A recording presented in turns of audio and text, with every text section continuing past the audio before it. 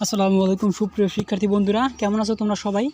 তো আমি আশা রাখছি তোমরা অনেক ভালো আছো এবং সুস্থ আছো। তো বন্ধুরা, তোমরা কিন্তু জানো তোমাদের পরীক্ষা শুরু হয়েছে নভেম্বরের 24 তারিখ থেকে, যেটা 30 তারিখের মধ্যে শেষ হয়ে যাবে। তো আমরা কিন্তু আমাদের চ্যানেলে ষষ্ঠ থেকে দশম শ্রেণীর শিক্ষার্থীদের সংক্ষিপ্ত সিলেবাসে যে পরীক্ষা হবে সেই সিলেবাস এবং সিলেবাসের পাশাপাশি কিছু সাজেশন দিয়েছি যা পরীক্ষায় আসার জন্য খুবই গুরুত্বপূর্ণ। তো আমরা এর আগে বাংলা ষষ্ঠ শ্রেণীর বাংলা কবিতা গল্পগুলো শেষ করেছি। তো আজকে আমরা কবিতা সুখ কবিতার কিছু গুরুত্বপূর্ণ প্রশ্ন এবং উত্তর, তার সাথে কিছু গুরুত্বপূর্ণ টিপস তোমাদের সাথে শেয়ার করতে চলেছি। তো আজকে তোমাদের কাছে রিকোয়েস্ট করব সম্পূর্ণ ভিডিওটির সাথে থাকার জন্য। তো বন্ধুরা, তোমরা কিন্তু জানো কবিতা সুখ কবিতা কিন্তু আমাদের কবি কামিনী রায় লিখেছেন। তো তার ছদ্মনাম হচ্ছে জৈনিক বঙ্গমহিলা, অর্থাৎ সুখ কবিতার যে লেখক তার নাম হচ্ছে কামিনী রায় এবং তার ছদ্মনাম, তাকে সবাই জৈনিক বঙ্গমহিলা নামে ডাকত। তো 2 নম্বর দেখো লেখক পরিচিতির, কবির জন্মসাল এবং মৃত্যুসাল। তো এইটা কিন্তু খুবই গুরুত্বপূর্ণ, পরীক্ষায় কিন্তু অনেক প্রশ্নই আসে কবির জন্মসাল কত বা নৈবিত্তিকে কিন্তু এগুলো আসে। তো 1 নম্বর পয়েন্ট হলো কবির জন্মসালটা দেখো। কবি জন্মগ্রহণ করেছে 1834 খ্রিস্টাব্দে রাঘবগঞ্জ, বর্তমান জেলা আসলে বরিশাল। বরিশালের জেলার বাসন্তা গ্রামে সে জন্মগ্রহণ করেছে এবং সে মৃত্যুবরণ করেছে 1933 খ্রিস্টাব্দে কলকাতায়। তো তার কবিতার যে কবিতাগুলো সে লিখেছে দেখো, 1 নম্বর লিখেছে আমি সহজ সরল মানবিক এবং উপদেষ্টামূলক কবিতা সে লিখেছে।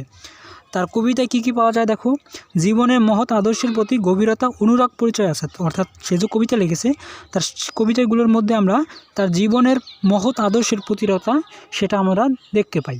তো 4 নম্বর প্রশ্নটা হলো 15 বছর বয়সে কাব্যগ্রন্থ রচনা করেছে, সেই কাব্যগ্রন্থটার নাম হচ্ছে আলো ছায়া।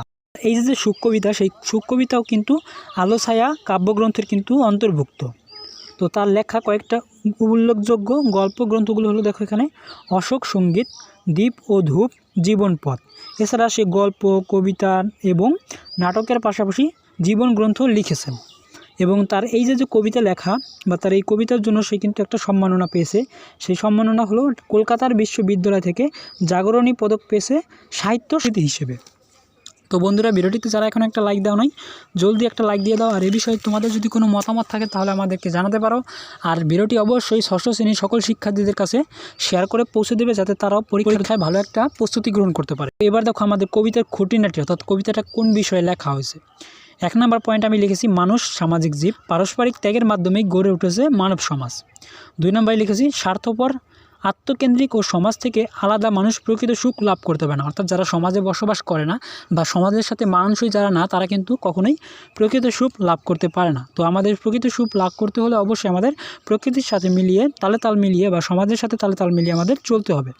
তো 3 নম্বর আছে অন্যের সুখে দুঃখে অংশীদার হতে হবে এবং মানবপ্রেম জীবনের প্রকৃত সুখ লাভ করতে পারবে। অর্থাৎ অন্যের যে সুখে দুঃখে, অর্থাৎ তোমার যে প্রতিবেশী আছে তার সুখে দুঃখে তুমি যদি পাশাপাশি থাকতে পারো, তাহলে কিন্তু তোমার যে সুখ দুঃখ সেখানেও কিন্তু তাকে তুমি পাশে পাবে। অর্থাৎ তুমি যদি অন্যের দিকে যাও তাহলে সে অন্য কিন্তু তোমাদের দিকে আসবে। আর তুমি যদি তার দিকে না যাও বা তার দিকে খেয়াল না রাখো, তুমি যখন বিপদে পড়বে তখন কিন্তু কেউ তোমাকে সাহায্য করতে আসবে না।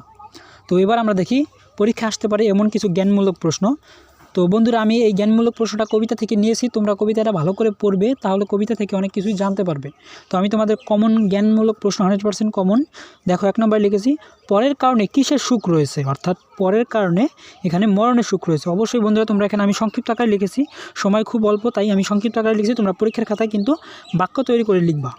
তো 2 নম্বর প্রশ্ন হলো সংসারকে কবি কী বলেছে। সংসারকে কবি বলেছে সরম অঙ্গন।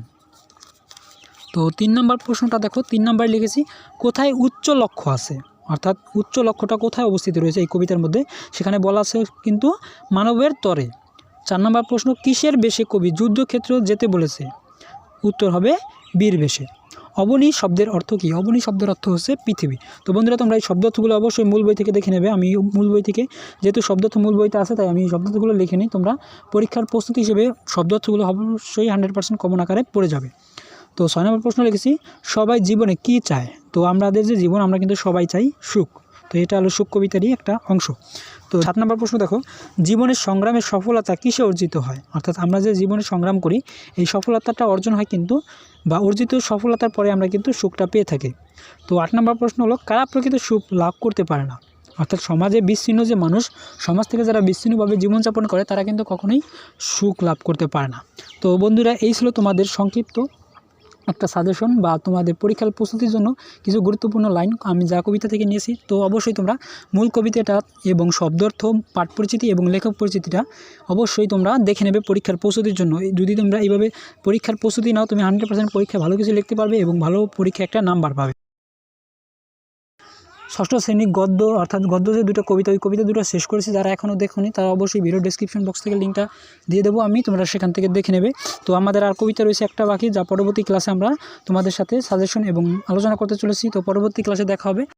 আর আমাদের চ্যানেলে যদি তুমি নতুন বন্ধু হয়ে থাকো, তাহলে অবশ্যই তোমাকে রিকোয়েস্ট করবো শিক্ষামূলক আপডেট সবার আগে পেতে এবং পরীক্ষার কমন প্রশ্ন পেতে অবশ্যই আমাদের চ্যানেলটি এখন সাবস্ক্রাইব করে পাশে থাকা ঘন্টা বাজিয়ে নোটিফিকেশন অল করে দাও, যাতে আমাদের চ্যানেল থেকে ভিডিও আপলোড করলে তোমার টাইম লাইনে যেন পৌঁছে যায়।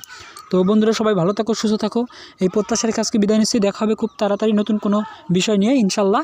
খোদা হাফেজ।